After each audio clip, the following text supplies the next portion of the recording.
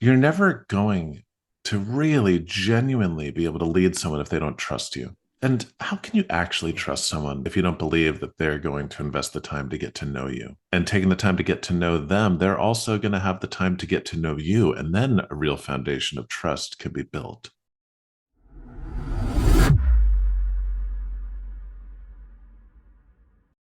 Will, it is so great to see you again, man. Thanks for being here. Yeah, man, I'm excited to be connecting. I'm curious. I was reading about Miles Davis, Hmm. and you write about him. How did Miles Davis influence your language, your vision, and your culture? I think there's two ways to answer that, and I'm gonna give you both of them Okay. because the question is how did he influence the culture, but I think there's also merit in unpacking why we started pursuing him as an inspiration. And that was in the first review we got as we were evolving the restaurant in the very, very beginning. It was not that important a review. It was in the New York Observer, which in the lexicon of food reviews is not one that anyone really thinks about or talks about. But I always crave feedback, and especially in the beginning when I'm doing a turnaround of any sort, feedback is essential, right? You're changing so many things and you're putting so much of yourself into the work and you're living your entire life within the four walls of your business, whether those are literal or metaphorical. And the moment you have some feedback from the outside to help, well, give you some sense of whether your ideas are landing is a beautiful opportunity to learn. And that review was actually much better than we deserved at the time. We got 2.5 or 3.5 out of 4 stars. And that was when we were not even close to satisfied with the levels of excellence we were hitting. But at the end of the review, the critic, Moira Hodgson, said, I just wish the restaurant had a bit more Miles Davis. And that came at a time where we were craving language to articulate what we were trying to accomplish.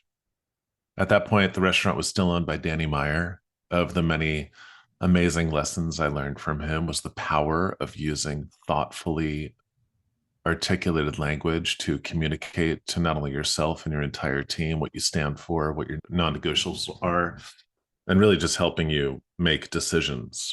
And it must have been a month or so after that review that we were trying to come up with the words, and we are like, hold on, let's see if there's something in that one line. And so we started reading everything we could about Miles and listening to his music. Again, I had not listened to his music for a while. I used to be super into jazz when I was growing up, but then work distracted me from everything. And as we learned about him, not about his music itself, but as we learned about the approach he took to making the music, we saw an amazing dose of inspiration that could guide us forward. And so we came up with a list of the 11 words most commonly used to define the approach he took. And on the list were light, fresh, collaborative, cool, forward moving, endless reinvention. And we just felt a connection to those words. And going forward, use them as kind of our first mission statement of sorts. And the three ones that really jump out, and now I'm actually going to answer the question you asked, were cool. Cool, I believe, in many ways to be an underused word in business. We were trying to reinvent fine dining and create a 4 star experience that was for our generation, not our parents' generation. And in order to do that, it needs to feel cool, right? Like at the end of the day, we all are forever in some small way going to be our high school selves. And it needed to be cool. Another one, endless reinvention. The idea that as you change, so must the approach you're taking to whatever product you're creating. And we would change constantly in the years to follow, never for the sake of change, but for the fact that I was in my mid 20s when I took over that restaurant. And I don't think anything can really be awesome if it's not a genuine reflection of the people behind it. And as I grew and changed, the restaurant needed to as well. But the last word, the one that truly changed the game for me and is a central thesis in the book, was collaborative. Where you look at Miles's bands that he played with over the years, and you learned about how they made music together. It was never Miles walking into the room and saying, "Hey, play exactly this." It was him saying, "I want to do this. Let's figure out how to do it together." And how he shined a light on the people that he made music with. You look at some of the great jazz musicians, they all started in Miles' bands. So between those three, and I could riff on any one of those ideas endlessly, but those were the three things that really stood out and helped guide us forward.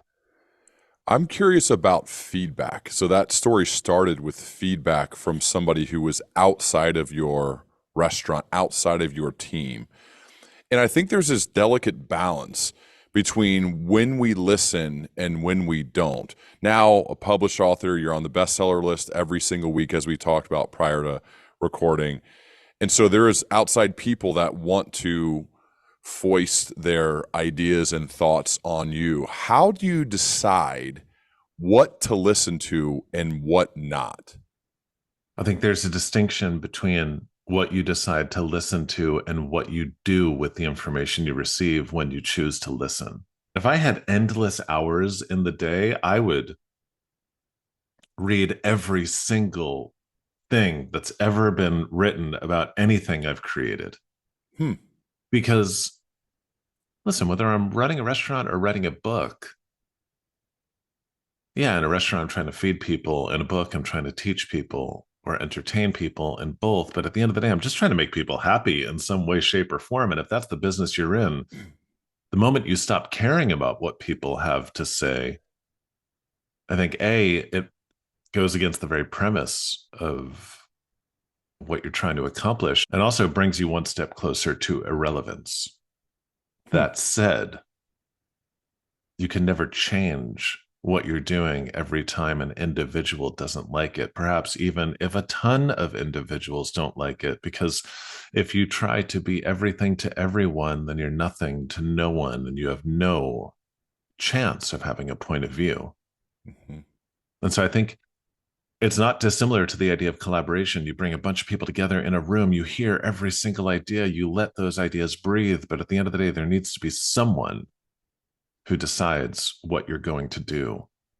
There needs to be a central filter through which ideas and feedback all flow through. Otherwise, it's going to feel disjointed and designed by committee, whether that's the people you surround yourself with or the people who speak into your life through criticism and feedback.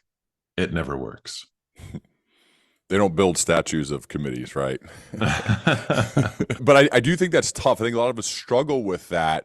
Okay, this is a food critic or a reviewer, which you write about other reviewers from the New York Times and other places, and how you did care deeply about what those people thought and what they were going to say. Like I think Frank Bruni was his name, if I remember, if that's how you pronounce it right, that you Yep. guys thought about a lot, and he was there, I think, pretty quickly after you redid 11 Madison Park. That's the thing that I try to balance. And so I think leaders have to think about what do we listen to and what we not. When you think of a guy like him or others, yeah, how have you best figured out who to let in and who to say, no, that's just noise? I believe that it comes down to being open to the idea that your instincts might be wrong at times, and also being confident enough in your ideas to stick with them, even if other people say they're bad. Yep. And those two things living in harmony becomes a really beautiful thing. Yep. Like in the book, I talk about a pretty scathing review. It wasn't actually a proper review. It was more of a warning shot from Pete Wells, who was the New York Times food critic after Frank Bruni.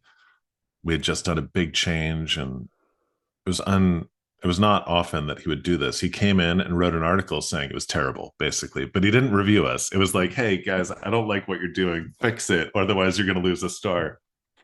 And when we read it, there were certain things that he did not like that I just felt so passionately about. I chose to continue doing them. And there were certain things that he didn't like that when I looked at those things with a non egotistical perspective, I was like, you know what? He's right.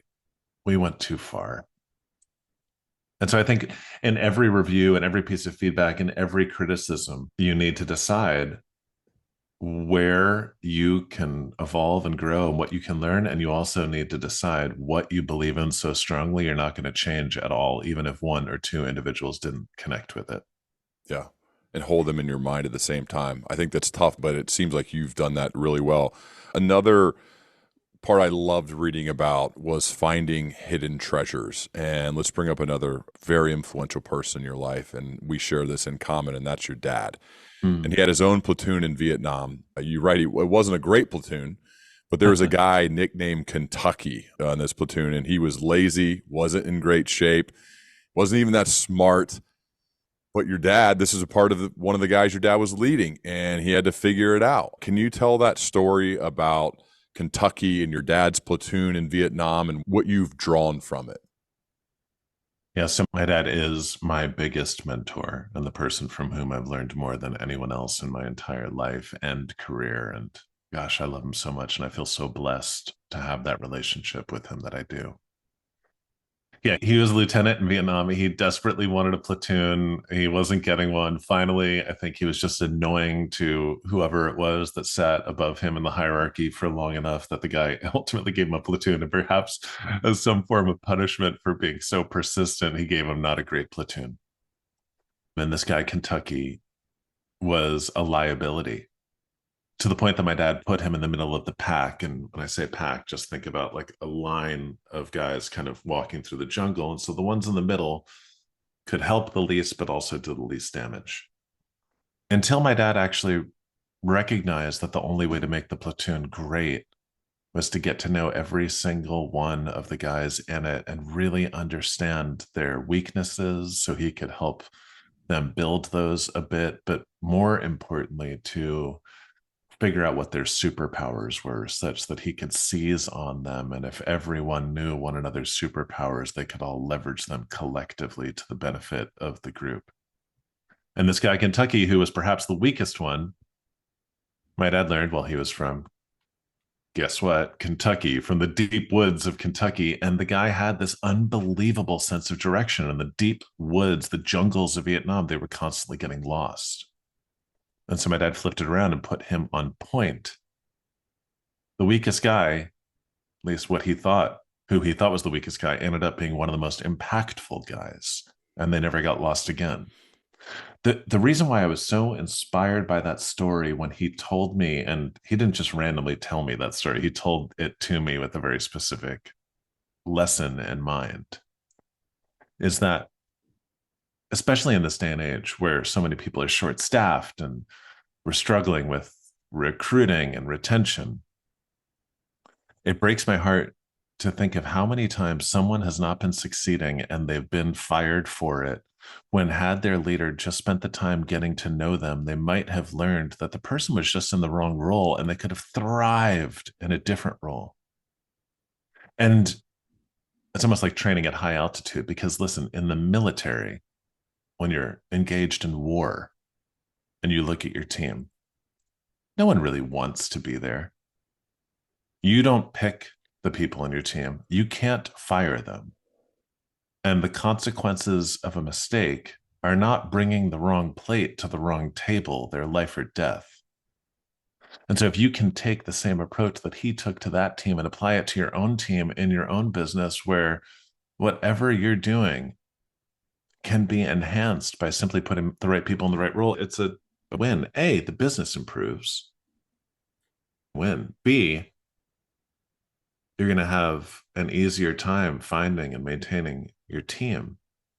But perhaps most importantly, you're putting people in positions where they can actually contribute and succeed. And I think that is not only a responsibility of a leader, but what a great opportunity is to give people the ability to really perform at their highest levels because competence builds confidence. Yeah. It takes time and effort and being thoughtful and intentional. And I feel like that's when you find a team that isn't collaborating, isn't doing well, you can look to the leader and they haven't spent the time getting to know their team. There are simple exercises, but it starts from coming from a place of care. And it seems like that's one of the number one things. There's a lot you write about your dad, which I love because I write about my dad and talk about him all the time too. But it's like one of the number one things is simply to care deeply for your people, get to know them and understand them, and how that will benefit the business as much as anything else. Yeah, and I'd add two things. The other beautiful thing that comes when you take the time to get to know the people that you work with is, listen, you're never going to really genuinely be able to lead someone if they don't trust you. Yep. And how can you actually trust someone if you don't know them, or if you don't believe that they're going to invest the time to get to know you? And taking the time to get to know them, they're also going to have the time to get to know you. And then a real foundation of trust can be built. That's one thing.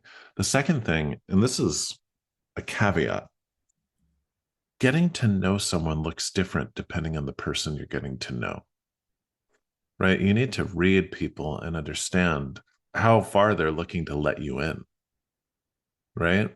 There's certain people that like don't want to share every intimate detail about their life with their boss, and that's okay. There's certain others that certainly do, and that's okay too. With the people that seem closed off and aren't trying to talk to their boss about their dating life or whatever it is, that doesn't mean you can't take the time to get to know their passions and what drives them at work and what their why is and all of that stuff. And in addition to putting them in the right role, in addition to earning their trust, you're really just kind of showing them that, hey, I care enough about you to want to learn what makes you tick such that I can be in the best place to help you grow. Your dad also said, and I found this to be so true, and I love it, the best way to learn is to teach. You ready? Taught me to study for test as if I were going to deliver a presentation. And so at 11 Madison Park, you're right, I made teaching part of our culture. I think this should be a part of every leader's culture, is making teaching, because I found it to be, whether you're writing a book or getting up in front of a group of people and speaking, you want to be clear, right? You want clear thoughts so that when you speak, it's clear, it's to the point, that your team can understand this is what we're doing, this is why we're doing it, this is how we're going to do it, and this is where we're going. And that takes a lot of time and effort and thought, again, to get clear. And that's why teaching is such a great tool for learning. How did you make this a part of your culture, and why is it so important that it is? So funny. I was doing an interview with my dad. I did this recorded interview with him because everyone is obsessed with my dad now, appropriately, because I talk about him so much in the book. And in the interview, he said, teach with the intention of learning and learn with the intention of teaching. I was like, yeah, where was that when I was writing the book? That's a juicy little morsel. I love that one. The way we did it practically. There's in our restaurant, because I just believe if you're aspiring to a certain level of excellence, teaching and training is very important. In most customer service organizations, the new person on the team trains for a week or 2 weeks or whatever the training program is, then they're just slotted in and now they play forever. As opposed to, and I use the word play because I'm about to make a sports analogy, as opposed to football, they practice whatever, 5 days a week. They play 1 day a week. But if you want to be the best, you need to practice, train. And so we had tons of classes and training opportunities outside of service itself constantly. It was just an ongoing part of how we business. And one day I realized two things. One, there's like 6 managers on the team, and there's whatever 60 dining room employees on the team. And the 5 or 6 people are teaching 60 people. Like, those numbers just don't add up. Knowledge is like a bank account. Unless everyone is constantly depositing money, you're going to run out of money pretty quickly. 5 people can only possibly know so much.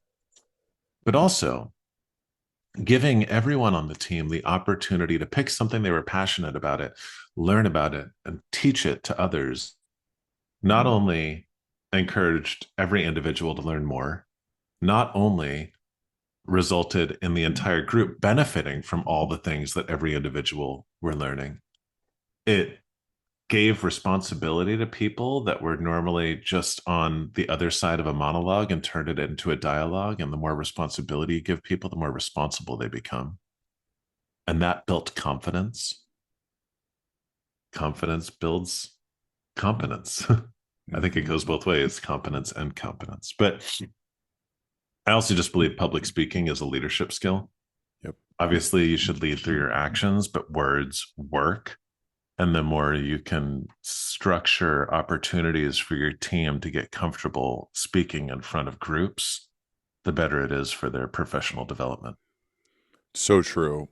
My dad told me when I was 22, 23, getting my first real job after playing football in college, he said, there might not be a more important skill for you to learn than to get up in front of a group, whether it's 5, 10, 1,000, and give a 2-minute, 5-minute, 10-minute, 30-minute talk where you can show that you can speak with conviction and with curiosity and with thoughtfulness and with preparation. Like all of that goes into it. It is such a valuable skill.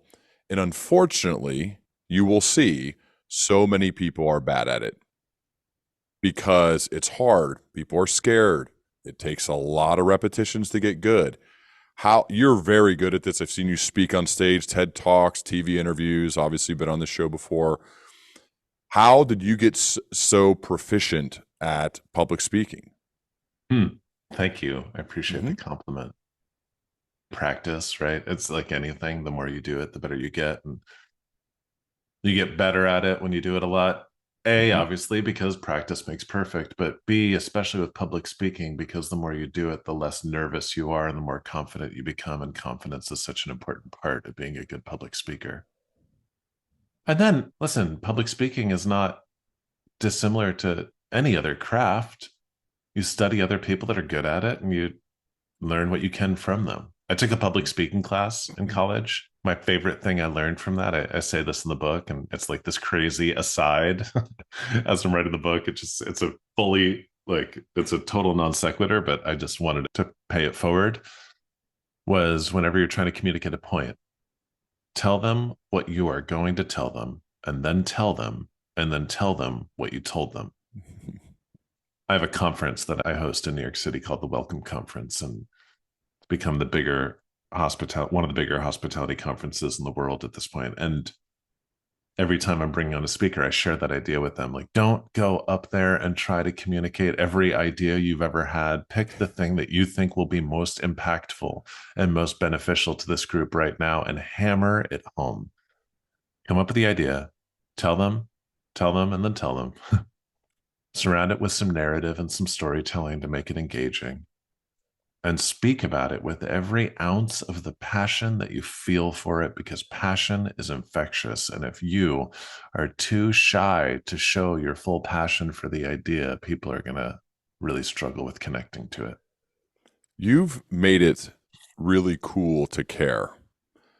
And in the book, your friend Brian Canless, I don't know if I'm pronouncing that right again. Brian, though, you said was one of the guys that he really cared and he made it cool to care. And I think this is especially something as a dad growing kids, and sometimes I go speak with kids, it seems like, and I was one of these kids too, where I just want to look cool, right? You're a teenager, you're going to high school and college, and then it starts happening as you get older too. People are worried about looking stupid or worried about it being embarrassed, so they want to look cool, like, oh, I don't have to try that hard, right? Whatever. Yeah. And if I don't try that hard, then it's okay if I fail because I didn't really give it all I had. But I feel like you could tell with every single answer on every podcast I've ever watched, you can tell you're actually thinking about it and you want it to be like the best possible answer it can be. None of them are just to be cool, right? And I think that's cool to care. I love it when I see like a high school kid playing really tough defense on a basketball court and he gets beat. But it's like, hey, it's okay because he gave everything, versus the kid who doesn't really try or thinks he looks cool. So, can you talk more about your friend Brian and why and how you made it cool to care? Yeah. And with the high school kid, also like the high school kid that befriends the person that is like ostracized by all the cool kids because he cares more about caring than he does about being cool. Right. And at the end of the day, you look at any movie, that's the kid that ultimately prevails. Right. Like we know Yes. this intellectually. And yet at the same time, like I actually think it's not about people have made it cool to not care, not for fear of looking like an idiot as much as they are scared of looking like a nerd or an overachiever or a goody two shoes. And you look at like the Fonz or James Dean or a lot of these like characters, even I'm aging myself by using those two references, but there's plenty of references in today's pop culture too, where the people that are celebrated are the ones that just don't care, right? Like Brian, Brian's one of my closest friends. His restaurant in Seattle is one of the great restaurants in the world. In college, I didn't fully embody this idea of it being cool to care. I just wanted people to think I was cool, right? And I was trying to do all the things that I thought other people thought were cool and wasn't being fully genuinely myself. And then Brian, who was in all of my classes from day one, Brian wore purple Converse and had a gecko and had a yo in a holster that he carried with him. Like all these things that were so definitively, objectively uncool. And yet he was the coolest guy I knew because he was so sure of himself and didn't care what other people thought. He just wanted to be authentically him, like his most fully realized self. And you know what? People started thinking purple Converse were cool and that yo-yos were cool. I don't think he ever got people hooked on geckos, but I learned something very valuable from him, which is leaders, especially young leaders, who, when you look at a young leader on any high performing team, they've just graduated college or something, and now they're leading other people, many of whom are older, many of whom are the same age. And they just want to be liked, right? They want the people that they work with to think they're cool because they're finally starting their life and they're spending most of it at work and they want to be cool, just like everyone has that tendency. And because of that, the impact of their leadership suffers because they're not celebrating the right things. They're celebrating the things that the people who work for them think are cool. I think you need to remember two things. One, the people who work for you, they don't need another friend. They need a leader. You need to give them that and play that role. And two, your energy needs to impact the people around you, not the other way around. And if the thing you're passionate about is not objectively cool, but you talk about it with unbridled passion, you can make it cool within your culture. And that, in my view, is the first step towards success. I love the idea generation sessions that I wonder if you still do these, but you wrote that before marriage and the birth of your daughter, you'd spend most nights in your apartment with a glass of wine and an open notebook. What did you learn from those journaling sessions, and what advice would you give to others to do that in their own lives? When I did my TED talk that same day, a guy named Paul Ketchlove from Australia delivered a talk all about creating a practice of reflection, not dissimilar to deciding that you're going to go to the gym for 20 minutes every day, or you're going to eat a salad every day for lunch, or whatever things you deem important. You make space for them, you create a practice. And he talked about the transformational impact of doing that with reflection. And I agree. I'd never heard it articulated like that, and I loved it. My dad made me journal growing up. The reason he had me do it was because he had very high hopes for me and my career and was very confident I'd go out and do great things. And wanted to make sure that as I grew through the ranks of my industry, that I held on to all of the perspectives I would have at each level along the way. Because he'd always say, perspective has an expiration date. And if you're not careful, the very things that you were frustrated about when you were a busboy in your leader, you will do those exact same things if you don't find a way to hold on to your perspective. And so journaling was a way to do that. That's one of the reasons to journal. But at the end of the night, every night, I would journal for that reason. I would journal after a meal at another person's restaurant to try to catch on to whatever inspiration I felt. What were they doing well that I wanted to steal? What were they not doing well that I wanted to make sure we weren't also not doing well? From the perspective of an empathetic leader, I would think back to my interactions over the course of the night in the restaurant and realize, man, Joe, when he did that thing wrong, I was so caught up in the heat of service. I overreacted. Like I delivered that message in a totally deflating way. I need to say I'm sorry. And through journaling, reflecting on the night, I would then put on my to do list for the next day, go apologize to him. Never for the message I was delivering, but for the way in which I delivered it. Hmm. I think journaling is everything. And I had stopped doing it for a while after the birth of my first daughter. And then I put out the book and I was talking about it a lot. And I was like, man, this is hypocritical. I can't let the business of my life distract me from something I know to be so important. And so now I travel a lot. So I journal on planes. Thoughtful and intentional. It's like the theme of your life. I love it. Excellence is about small details. Okay. And this may be a nerdy thing to bring up, but I loved reading about it. Okay. A couple examples in your restaurant: lighting and music. Hmm. And I think that sets a vibe, and it's important. We talked about like the lights and how I've set up where I am now. I painted the walls, like everything. Like I want to create a specific vibe to feel good. Like it looks and sounds a certain way that's important to me.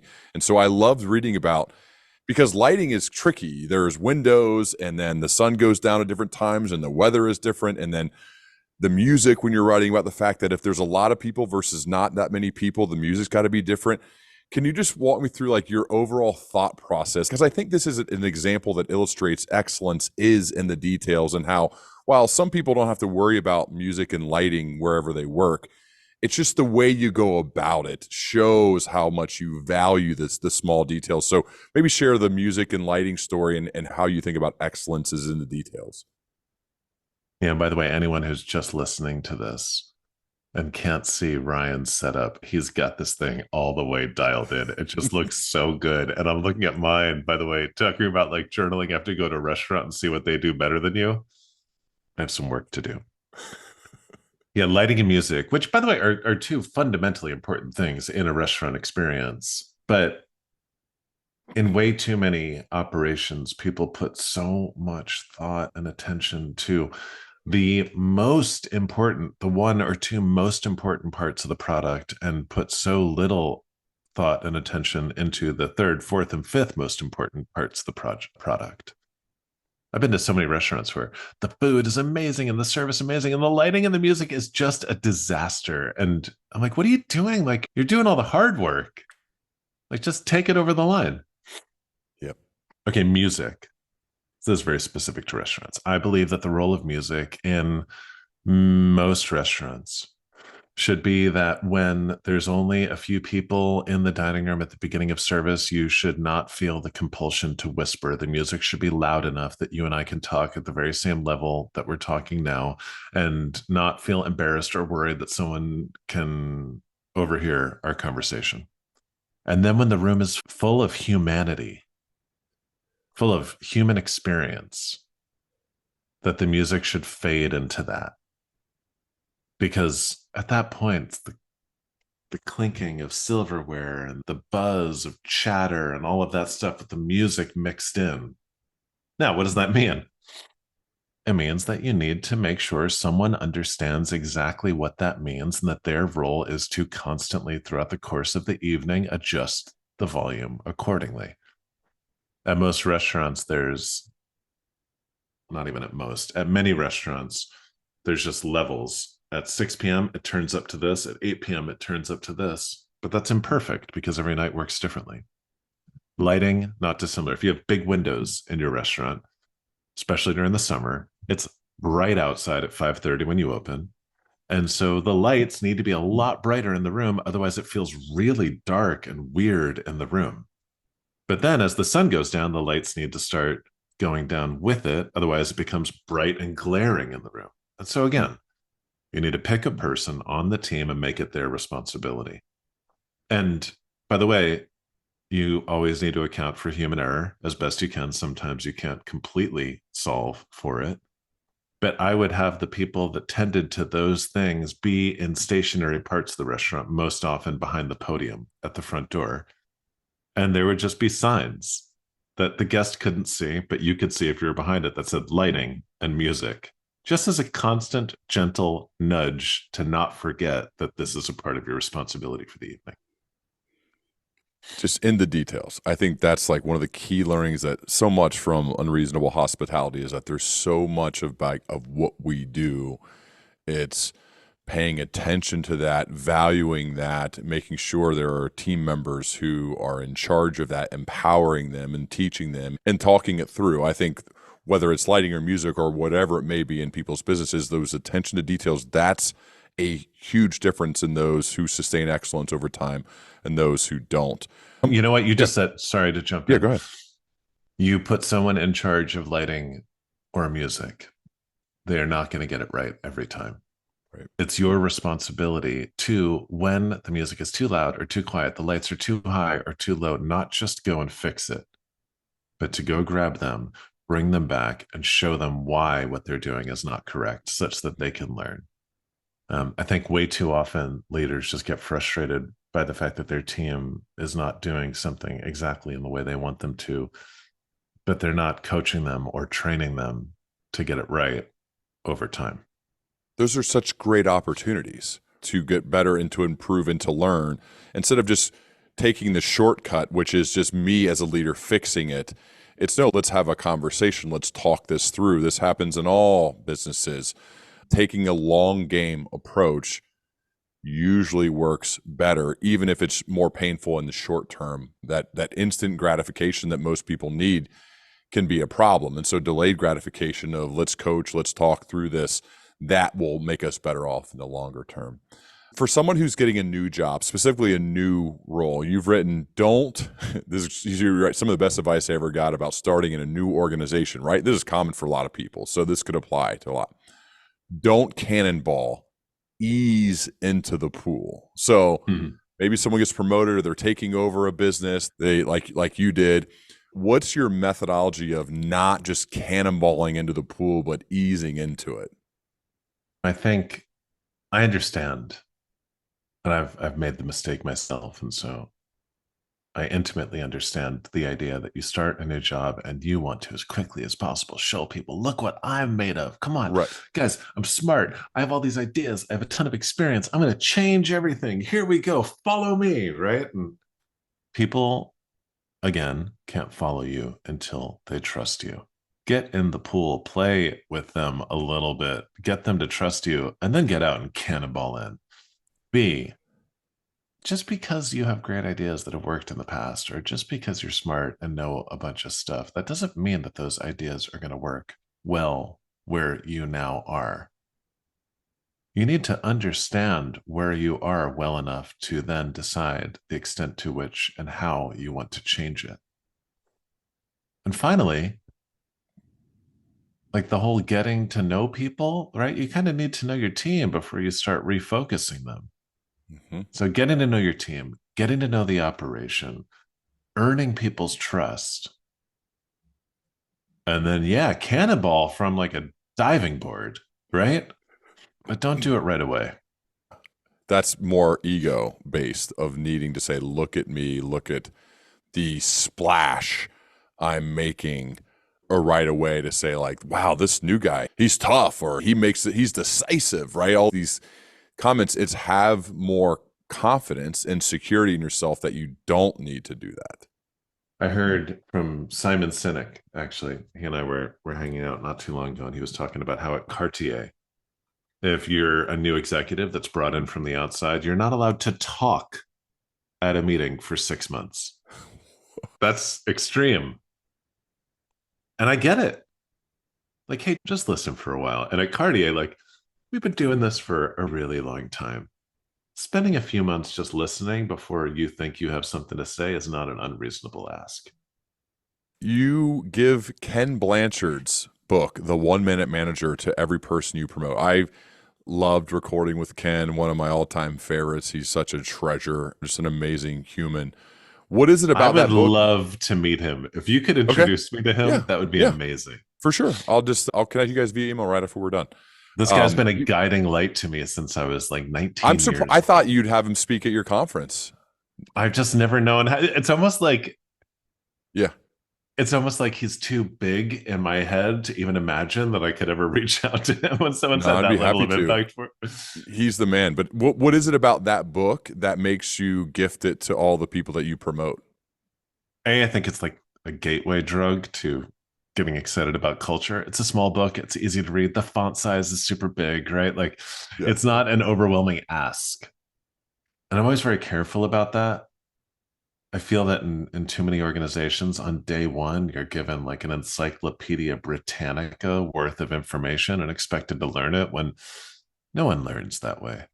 Right. You need to serve up culture and inspiration and education and palatable bites. You can't expect your team to learn differently than you do. And if you are someone that does learn that way, like just recognize that you are the exception, not the rule. Right. But that book, especially for me, was just the way it distills down the ideas of praise and criticism, which I just think are so profoundly important and really the true definition of what makes a great leader. And even in my book, I say, like, this is what I learned from the 1 Minute Manager. And some of this stuff might not even be in the book, but I attribute the stuff to it, right? Like praise with emotion, criticize without emotion, criticize the behavior, not the person, criticize in private, not in public. You can praise in public. Perhaps you shouldn't always praise in public. Like these very simple ideas that, gosh, if every leader embraced them, it would be like a revolution. Mm-hmm. And yet they're not complicated. I like how he writes in an effort to communicate that, and I think this about hospitality too, being great at leadership, being great at hospitality, it's not hard. It just requires trying harder. Mm. And I think the distinction between those two things, I say that a lot because I think the distinction is so important. When something is hard, the person trying to accomplish it has an endless list of excuses around why they weren't able to achieve it. When all it requires is that you try harder, there aren't very many good excuses to not do that. In the acknowledgement section of your book, which you call, I love this quote, I appreciate you section, you already mentioned him, Simon Sinek, and you said that you and Simon would spend countless days together across the table going page by page trying to make the book better. I've had Simon on a few times too. Also love that guy. What are some of the things you learned from those sessions sitting across the table going page by page trying to make the book better? I think he's the best editor on the planet. Like a lot of the reason why this book came out the way that it did was Simon. And Simon kind of led me through the process in the same way that I've led others through various things in my companies over the years. So it was Simon's idea that I write the book. I was at this thing that he hosts called Massive in Colorado. He puts together 20 people and it's kind of like a salon think tank. And he asked three of them to speak. And I spoke at his. And afterwards he walked up, he goes, you need to write a book about that. So that was where he started. And he helped dramatically me get started. And then he came back all the way at the end. And I sent it to him as I was done. I was like, hey, can you read this? I'd love your thoughts. 3 weeks later, hey, any thoughts? Have you read it? No, not yet.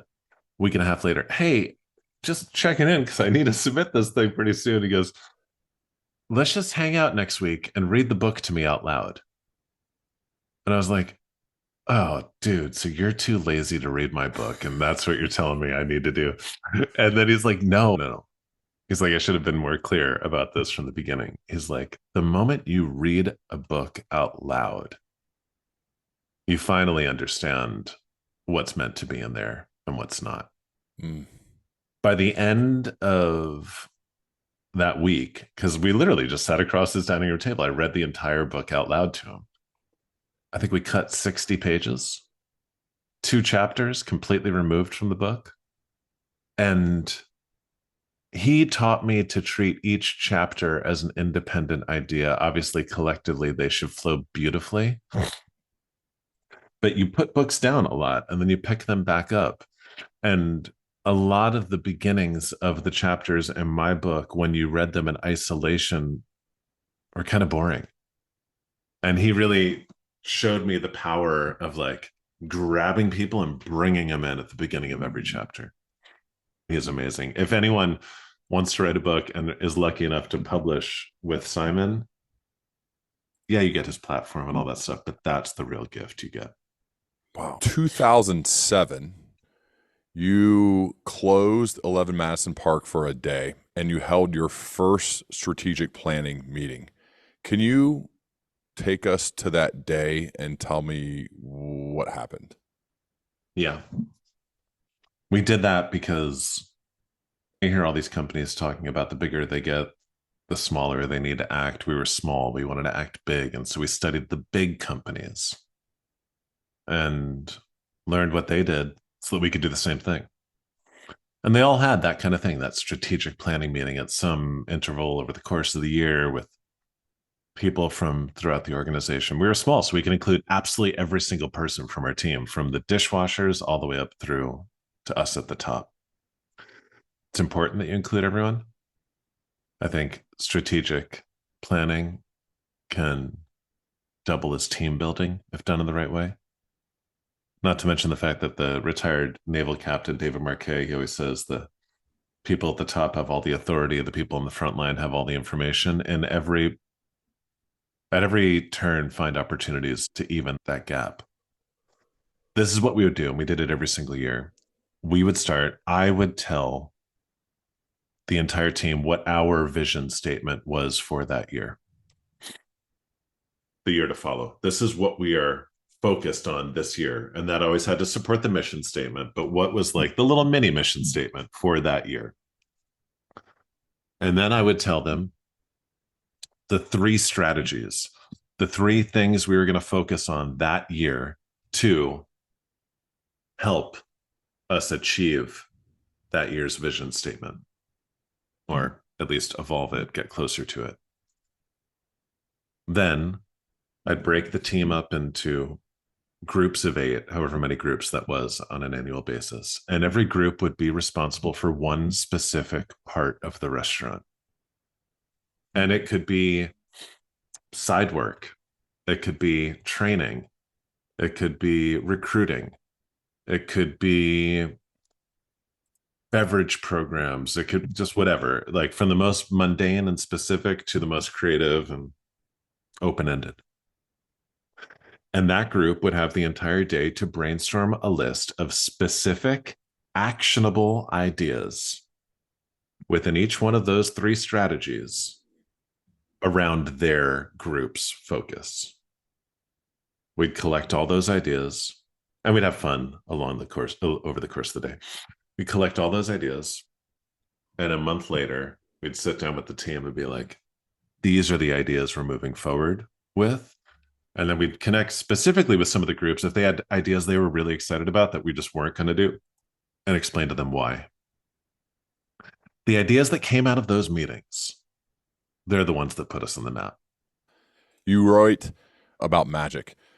Too many people approach creative brainstorming by taking what's practical into consideration way too early in the process. Start with what you want to achieve instead of limiting yourself to what's realistic or sustainable. This feels like a big part of that day, right? That don't start by being practical, or don't try to get practical too early.